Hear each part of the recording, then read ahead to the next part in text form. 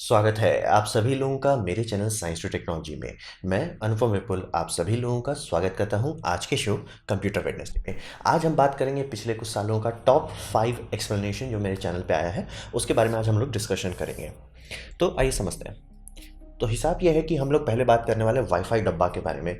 तो ये समझिए कि एक स्टार्टअप है जो इंडिया में है और इन्होंने काफ़ी अच्छा पोटेंशियल दिखाया, इसलिए मैंने इनको कवर दिया था।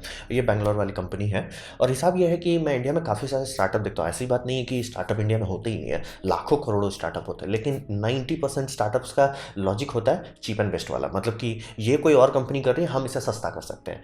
तो वो उतना मतलब लॉन्ग टर्म में नहीं होता, उससे नाम नहीं बनता। एप्पल कभी अपना नाम नहीं बना पाता या सैमसंग अपना नाम नहीं बनाता अगर वो उस एटीट्यूड पे चलता। तो कुछ ही कंपनी मुझे दिखती है इंडिया में जो ऐसा कुछ कर रहा है कि नहीं, not cheap and best but best of the best.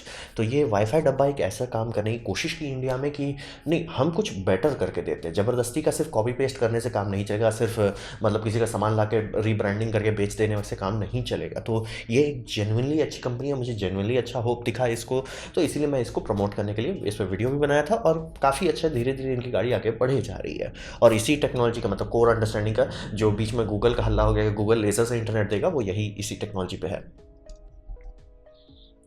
अब बात करते हैं एक टेक्नोलॉजी जो आप और हमें बहुत असर करने वाली है, यानी ब्लूटूथ 5.2। और ये समझिए कि ब्लूटूथ में चेंजेस बहुत सारे इंक्रीमेंटल चेंजेस हुए कि मतलब कोर था, थोड़ा सा अपग्रेड किए, थोड़ा सा और अपग्रेड किए, ब्लूटूथ लो एनर्जी डली, थोड़ा सा और अपग्रेड किए, थोड़ा सा और अपग्रेड किए। लेकिन कभी ब्लूटूथ में ऐसा नहीं हुआ कि वो बहुत बड़ा चेंजेस आ गया। लेकिन ये ब्लूटूथ 5.2 बहुत बड़ा चेंजेस लाएगा, और ये इतना बड़ा चेंजेस है कि आप और हमारी ज़िंदगी में असर पड़ जाएगा। अभी जैसे समझिए ब्लूटूथ हेडसेट जो हम लोग लगाते हैं उसका उतना इस्तेमाल नहीं कर पाते। जैसे मेरे पास भी एक अच्छा सा सोनी का ब्लूटूथ है, थोड़ा पुराना हो गया, 8-10 साल पुराना हो गया। तो है ब्लूटूथ का अच्छा से काम करता है, लेकिन मैं उसे दो डिवाइस के साथ एक साथ कनेक्ट नहीं कर सकता। कुछ कुछ ब्लूटूथ हेडसेट हैं जिसमें मल्टी पॉइंट है, लेकिन ये समझ रहे ये सब स्टैंडर्ड अभी एक्स्ट्रा ज़बरदस्ती का पोता हुआ है। तो वही था 5.2 को बनाने टाइम में ऐसा किया गया, दोनों तरफ से ट्रांसमीटर और रिसीवर दोनों के साइड में मल्टी पॉइंट सपोर्ट कर दिया जाएगा। यानी कि अगर आप टीवी देखें, जैसे ये टीवी चल रहा है, आराम से ये 5 6 या 10 20 50 60 को जब तक मतलब इसका रेडियो सिग्नल का स्ट्रेंथ है, वो उतने सारे ब्लूटूथ हेडसेट से बात कर पाएगा। मतलब पूरा का पूरा थिएटर आप ऐसे चला सकते हैं, मतलब बिना स्पीकर के। फिर उसमें यह भी किया जा सकता है कि चूंकि डायरेक्टली वायरलेसली आप बात कर रहे हैं, आप अलग ऑडियो स्ट्रीम भेज सकते हैं। जैसे कि आप लोग देखते हो ब्लूरे में कई सारे ब्लूरे में ऑप्शंस मिलता है कि हिंदी हो या इंग्लिश हो, ऑडियो आप बदल सकते हैं। आप ऐसा कर सकते हैं कि आप एक लैंग्वेज में देख रहे हो, दूसरा वही पिक्चर दूसरे लैंग्वेज में दिख रहा है, कोई टेंशन नहीं, सब हम काम करेंगे। तो बहुत सारे ऐसे ऑप्शंस थे जो पॉसिबल था, लेकिन कभी उसे स्टैंडर्ड में ये नहीं किया गया। और ये कर स्टैंडर्ड में डालने का ये मतलब होता है कि अगर आपका आने वाला डिवाइस कहता है कि हम ब्लूटूथ 5.2 हैं, तो वो ये सारी चीज़ों को सपोर्ट करेगा। इसलिए समझना बहुत ज़रूरी था कि ऐसा टेक्नोलॉजी दाएं बाएं करके ज़बरदस्ती करके डाला जा चुका था पहले, लेकिन वो सब एड ऑन था, प्रोप्राइटरी था, कस्टम था। अब ये सारा कंपलसरी होगा। डेटा को और कंप्रेस किया जाएगा ताकि ट्रांसमिशन रेंज, ड्रॉप आउट, वो सब कम हो जाएगा, और उससे हम लोग को मतलब ज़्यादा बेटर सिग्नल मिलेगा। और चूंकि आजकल हम लोग डेटा ज़्यादा कंप्रेस कर सकते हैं लॉसलेसली, इसीलिए ये सब करना पॉसिबल हो जाए। तो ये ब्लूटूथ 5.2 आने वाले साल में यानी 2021 हो चुका है, 2021 के एंड में हाई एंड मोबाइल फ़ोन में आने लग जाएगा। और कुछ कुछ हाई एंड में ऑलरेडी घुस चुका है, स्नैपड्रैगन के बहुत हाई एंड में ये ऑलरेडी घुस चुका है। हेडसेट वेडसेट आने में थोड़ा टाइम लगेगा, लेकिन मतलब बहुत अच्छा चांस है कि 2022 में आराम से आपको ये दिखना शुरू हो जाएगा। और 2023 स्टार्ट होते हैं ये गारंटेड हो जाएगी, हर जगह आ जाएगा। और ब्लूटूथ एक नई ईरा में घुस जाएगा जहाँ पे सोचना नहीं पड़ेगा कि अरे ब्लूटूथ है, 5 6 चीज़ से कनेक्टेड है, आपको दिमाग नहीं लगाना। या मतलब बार है, उसमें टीवी चल रहा है, सब लोग अपना ब्लूटूथ से सुन रहे हैं, स्पीकर चलाने की जरूरत नहीं रहेगी। तो बहुत बहुत पोटेंशियल है, इसीलिए इस पर डेडिकेटेड वीडियो बनाया था। तो ये एक अच्छा इंप्रूवमेंट होने वाला है आने वाले समय में ब्लूटूथ में, थोड़ा सा दुनिया बदल जाएगी इससे। अब बात करते हैं खतरनाक चीज़ से, यानी कि इंटरनेट ऑफ थिंग्स के बारे में।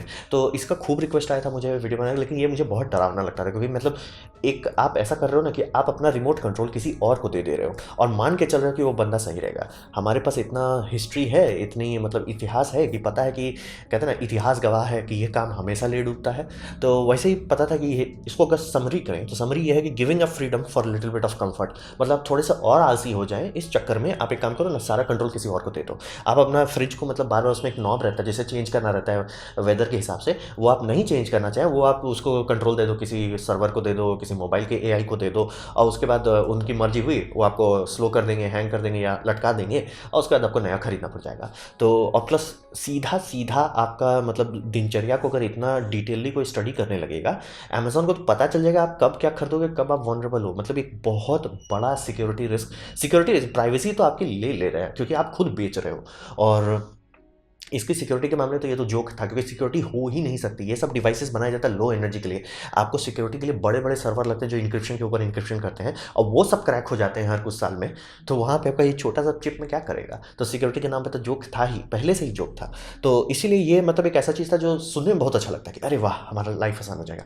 फिर जब आप एक्चुअली बैठ के सोचते हैं, एक मिनट, मैं हर एक चीज़ का अपने घर का रिमोट कंट्रोल किसी और को पकड़ा दे रहा हूँ, ये कैसे अच्छा से काम करेगा। तो इस पे एक बहुत अच्छा से गहराई डिटेल डिस्कशन किया कि काम कैसे करता है, क्या लॉजिक है, और कैसे इसका भूतकाल में हिस्ट्री हो चुका है, कई बार इसका चलते डिवाइस क्रिपल हो चुके हैं, एक्सीडेंट्स हो चुके हैं, और मतलब सिक्योरिटी थ्रेट्स भी आ चुके हैं, इस सब के चलते हो चुका है। उसके बाद भी सब लोग बस कूदे जा रहे हैं आइए टू कि हम थोड़ा सा और आलसी हो जाए तो अच्छा रहेगा। अब बात करते हैं, जैसे हर चीज़ में कहा जाता है right tool for the right job. BSNL narrow bandwidth IoT devices यानी इंटरनेट ऑफ थिंग्स डिवाइसेस, तो ये बहुत अच्छा है। तो बोला भाई IoT गलत चीज़ है, यहाँ पे मैं अच्छा बोल रहा हूँ, ऐसा क्या है? क्योंकि ये समझिए ये बनाया नहीं गया आम पब्लिक के लिए। चाहे तो आप इस्तेमाल कर सकते हैं, लेकिन उसके लिए आपको बहुत महंगा पड़ेगा। हिसाब ये है कि ये बनाया गया इंडियन रेलवे के लिए, इंडियन फिशरीज़ के लिए और हैवी इंडस्ट्रीज़ के लिए।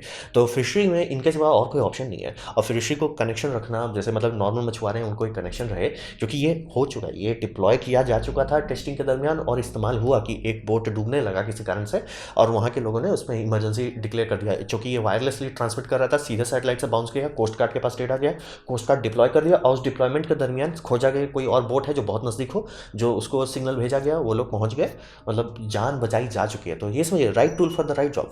जिस तरह की जगह पे ये आम पब्लिक के अंदर लाइफ में नहीं घुस रहा है, ये बाहर इंडस्ट्रियल लेवल पे है, तो इसीलिए ये आपकी ज़िंदगी दिनचर्या के अंदर नहीं घुस रहा है, तो ये आपके लिए सेफ है।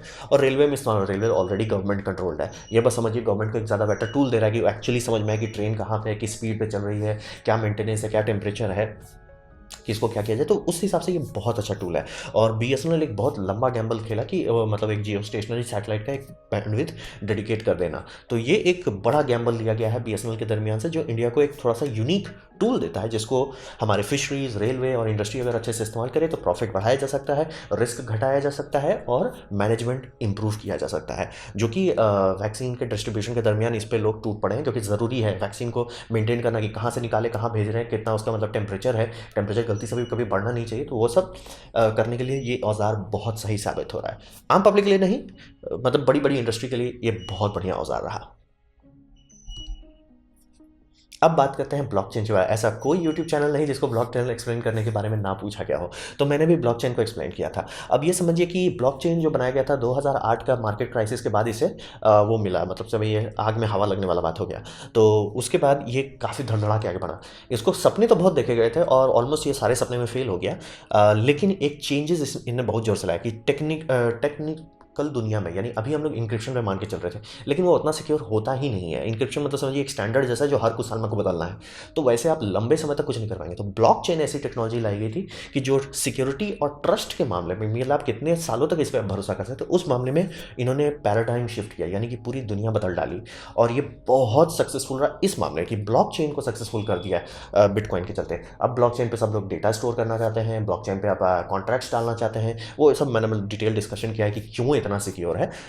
मतलब ऐसा नहीं कि आने वाले 10,000 साल तक कभी क्रैक नहीं होगा, ऐसा नहीं है मतलब, लेकिन जितना नोन डेटा पॉइंट है, जितना हम लोग जान रहे हैं, समझ रहे हैं, एक्सपेरिमेंट हो रहे हैं, उसके हिसाब से लंबे समय तक हमें टेंशन नहीं लेना, और टैंपर करते ही पता चल जाता है किसी ने छेड़खानी की है। तो इसीलिए इसमें मतलब, और जो लोग इतने काबिलियत रखते हैं कि इसको छेड़ पाएँ, वो करेंगे नहीं। उनके लिए हो जाए अरे भैया क्या क्या, मैं इससे ज़्यादा पैसा ऐसे ही कमा रहा हूँ, कुछ फ़ायदा होगा नहीं। तो वही समझिए कि बहुत यूनिक रहा। अब बारह बात मैं इसे फेल क्यों बोल रहा हूँ कि बिटकॉइन बनाया गया था आम पब्लिक को पावर देने के लिए, वो घूम फिर के वहीं चला गया जिससे पावर हटाना चाह रहे थे। वही लोग सब खरीद करके बिटकॉइन का वैल्यू बढ़ा डाले। बिटकॉइन को अब लोग ट्रांसफर करने के लिए इस्तेमाल करते ही नहीं है, क्योंकि ऑब्वियसली एक बिटकॉइन का कोई वैल्यू नहीं है। अब 0.0000096, क्योंकि एक बिटकॉइन का वैल्यू बढ़कर $20,000 $50,000 तक पहुंचने लग गया है। तो वो मतलब समझ रहे, वो होर्डिंग होने लग गई बिटकॉइन की। तो मतलब बिटकॉइन था आम पब्लिक को, आम जनता को पावर देंगे, वो हो नहीं पाया। बस अमीर लोग इसको खरीद के ऐसे समझिए डिजिटल सोना के तौर पर खरीद के इसे रखने लग गए। तो उस मामले में ये उतना सक्सेसफुल नहीं रहा कि आम पब्लिक पब्लिक को, आम जनता को ताकत देंगे, उस मामले में सक्सेसफुल नहीं रहा। लेकिन ब्लॉकचेन को पब्लिक के नज़र में लाया, उसकी सिक्योरिटी बेनिफिट्स को लाया, और काफ़ी लोग अभी कह रहे हैं कि भाई ज़मीन उमजन के कागजात अगर ब्लॉकचेन में डाल दिया जाए तो हड़पने वाला काम कम हो जाएगा। बहुत लोग टैक्स डॉक्यूमेंटेशन इसमें डाल दो कि गवर्नमेंट जो होशियारी करके लूट लेती है नहीं कर पाएगी। तो बहुत सारे अच्छे चेंजेस आए, लेकिन वो मतलब जो सपना था वो तो उतना तो नहीं हुआ, लेकिन काफ़ी नई चीज़ हमारी दुनिया में आया। तो उसके मामले में ये बहुत अच्छा वीडियो रहा था, काफ़ी अच्छा डिस्प्लेनेशन और डिस्कशन भी नीचे काफ़ी अच्छी से हुई थी। तो ये था 5 प्रेजेंटेशन जिसको मुझे बहुत अच्छा लगा पिछले कुछ सालों में मैंने जो बनाया था, और इसका आपको सामने एक दोबारा से हाईलाइट के तौर पे आपके सामने लाना चाह रहा था। उम्मीद करता हूँ आपको ये थोड़ा सा एक्सपेरिमेंट अच्छा लगा हो, कुछ सीखने को मिला, कुछ समझ में आया हो। अगर ऐसा है, लाइक कर दे, दोस्तों शेयर कर दे, उससे मेरा काफ़ी भला होगा। नहीं अच्छा लगा, नहीं पसंद आया, कोई बात नहीं, आप डिसलाइक कर सकते हैं। मैं कहूँगा डिसलाइक 2 बार दबाएं, उससे मुझे पता चलेगा कितना ना पसंद हुआ है। मैं आपसे कहूँगा कमेंट लिखे, मैं हर कमेंट को पढ़ने की कोशिश करता हूँ। आपसे कहूँगा सब्सक्राइब कीजिए, बेल दबाइए अगर आप फ्री हैं तो। आपने मेरा वीडियो देखा, जानकर मुझे बहुत खुशी हुई। धन्यवाद।